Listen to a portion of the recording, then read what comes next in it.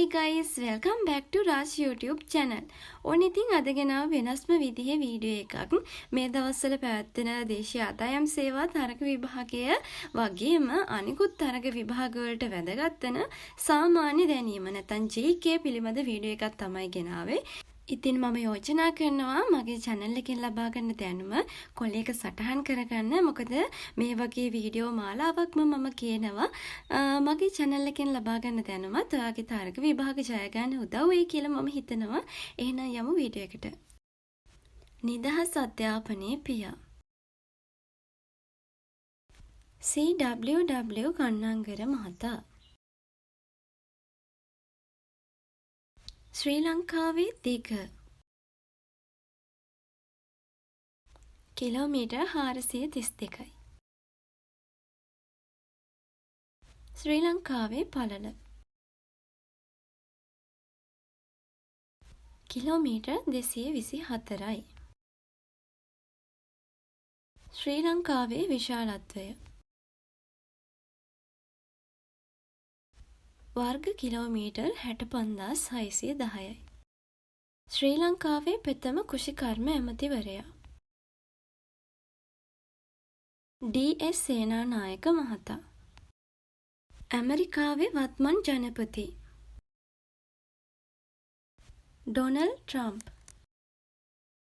ඇමරිකාවේ වත්මන් ජනාධිපති නියෝජනය කරන දේශපාලන පක්ෂය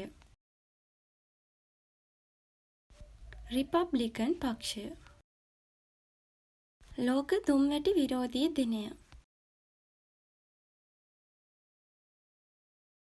මැයි 31. 2024 පැවති ලෝක දුම්වැටි විරෝධී දිනයේ තේමාව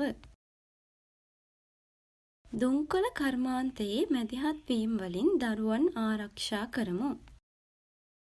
මා ඔය ව්‍යාපෘතියට ආධාර ලබා දුන් රට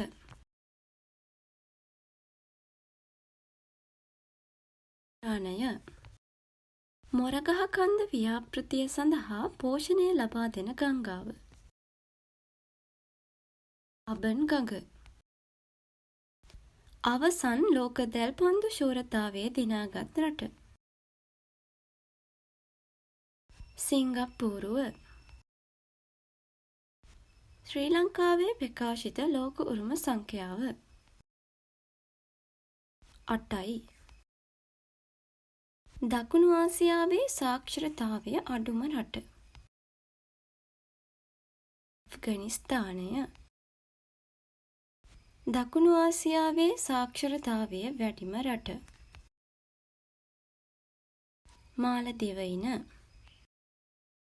ලක්විජය තාපවිදුලි බලාගාරය සඳහා ආධාර ලබා දෙන රට චීනය.